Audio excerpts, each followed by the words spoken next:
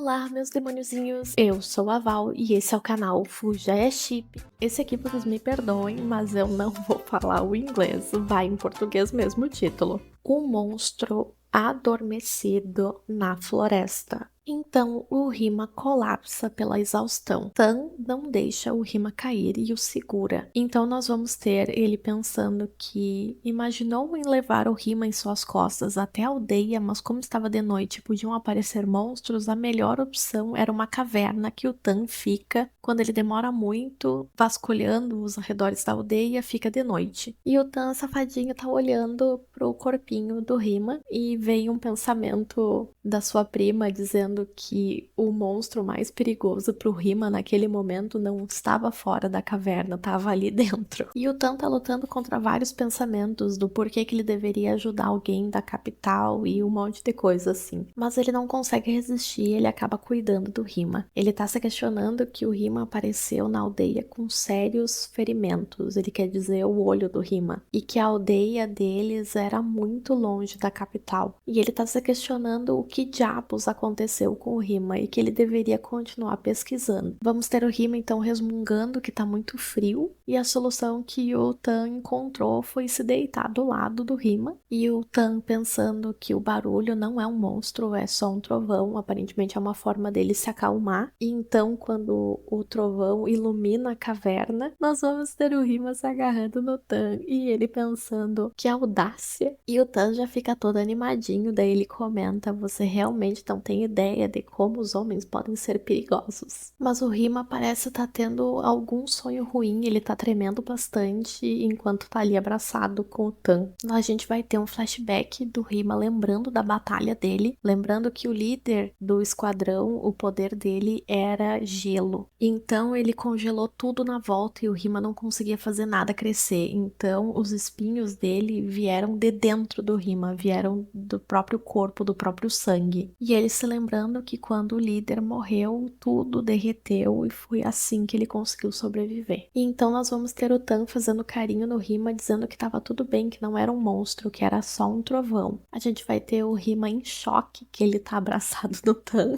E o Tan fala que é um pouco tarde para ele ficar todo envergonhado, que ele sabia exatamente quem era quando ele veio se agarrando. E o Rima fala que não é nada disso, é que ele tá sentindo alguma coisa dura e estranha encostando nele. E o Tan questiona: está doendo? O Rima fala que não. E o Tan fala: então lide com isso, que eu vou lidar com isso também. E o Tan só fala: fique quieto e vá dormir. E o Tan fica pensando: o Rima é muito ingênuo, ele não faz ideia do que ele tá falando. E o Tan fica pensando que ele está ali agarrado com um homem sem roupa e não fazendo nada, e que essa era a primeira vez na vida dele. E ele tá lembrando que a prima dele falou que o Rima, ele era muito quietinho, muito obediente, e o rosto do Rima também fazia o tipo dele, e isso deixava o Tan muito irritado. E então nós vamos ter um flashback do Tan se lembrando do líder, aparentemente, porque é quem usa gelo. Ele tá se lembrando do dia que a sua cidade foi destruída por um desses cachorros do governo, e que não importava o quão forte o Tan fosse, ele não conseguia fazer nada. E nós vamos ter então o líder falando que eles estão evacuando a cidade, que era para as pessoas saírem, e o Tan fica pensando que isso era uma grande piada, não tinham monstros, os monstros eram eles, e que todo mundo na vila odiava esses cachorros, e que ninguém odiava mais do que o Tan. Vamos ter o Rima pensando que ninguém dá mais medo nele do que o Tan, mas que estar doente fazia ele ter a necessidade de ficar se agarrando nele. O Tan questiona se o Rima ainda está com frio, e o Rima fica pensando que ao invés de ficar bravo com ele, o Tan simplesmente ficava fazendo carinho, e que ele não lembra de alguém ter tratado ele dessa forma antes, isso ele tinha certeza. No outro dia, ele acorda sem febre, com as suas roupas. O Tan não estava ali, então o Rima associou tudo a realmente aquilo ali foi um sonho. O Tan aparece e questiona se o Rima está bem e que era para eles irem indo para casa. E subitamente o Rima começa a ficar com vergonha. Ele faz uma carinha de envergonhado, pegando o Tan de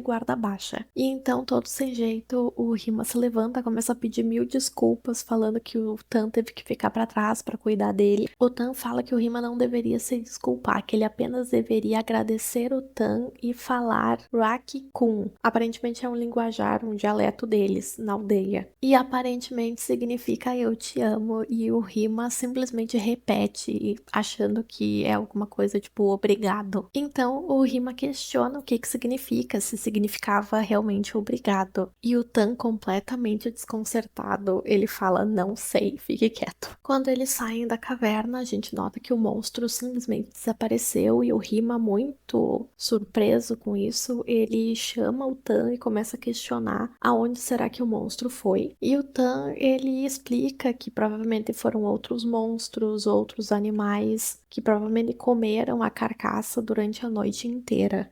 Enquanto eles estão caminhando para voltar para a aldeia, o Tan questiona por que o Rima fica toda hora tocando no rosto, se ele estava tentando parecer legal, se ele estava tentando cobrir a cicatriz.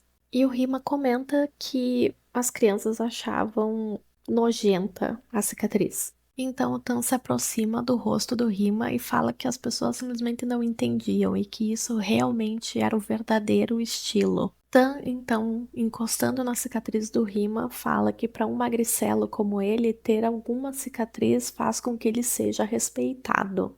Então, percebendo o que estava fazendo, o Tan se afasta correndo e questiona se estava doendo e o Rima fala que não. A gente vai ver o Tan todo envergonhadinho, pensando que o Rima fechou os olhos como se ele estivesse esperando por um beijo. Então nós vamos ter o Rima comentando que ele achava que ele odiava a capital também. E então o pensamento passa pela cabeça do Rima de que talvez ele não fosse um desses vira-latas que o Tan tanto odeia. Então o Tan fala para ele parar de bobagem, que isso fazia ele parecer estranho. E o Rima fala que ele não estava tentando ser estranho. E o Rima fala que ele tem algumas memórias.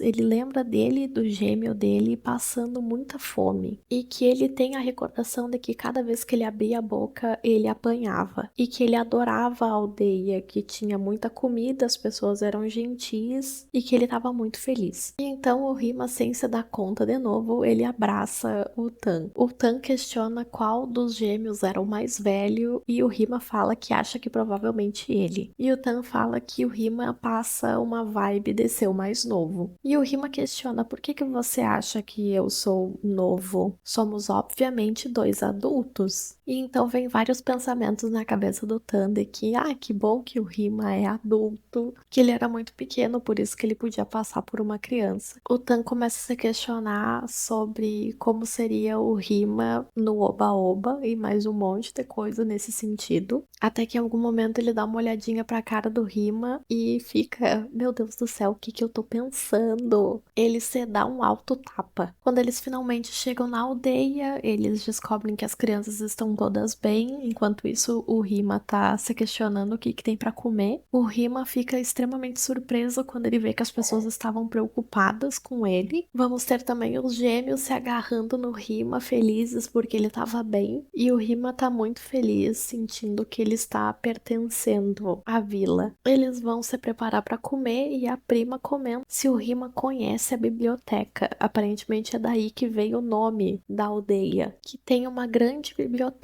escondida atrás da montanha, mas que apenas o Tan vai até lá. Ele é o único que sabe ler e é o único que consegue aprender as coisas. Ele ensina as crianças na vila. De noite, então, nós vamos ter o Tan cuidando do pé machucado do Rima, que ele tinha torcido. O Tan, então, fica cuidando do pé, ele enfaixa e comenta que o Rima precisa tomar cuidado durante uma semana, mais ou menos, ficar de descanso. E o Rima fica com o pezinho encostado no Tan e fica surtando.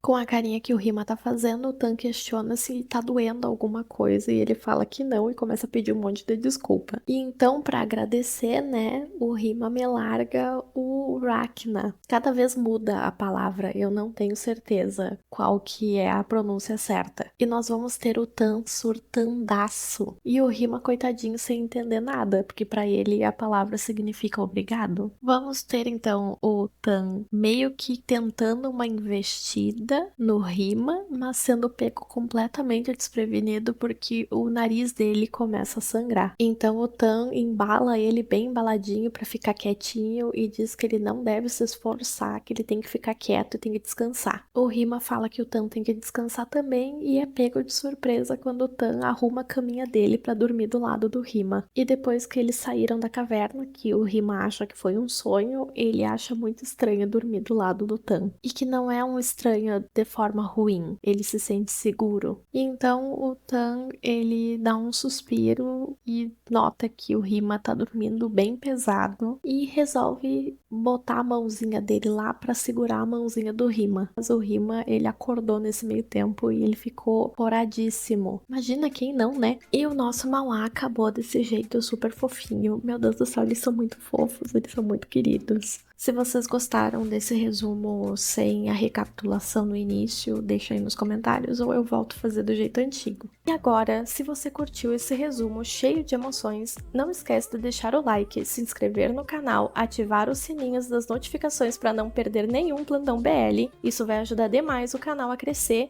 E é isso, meus amores. Muito obrigada. Até o próximo vídeo.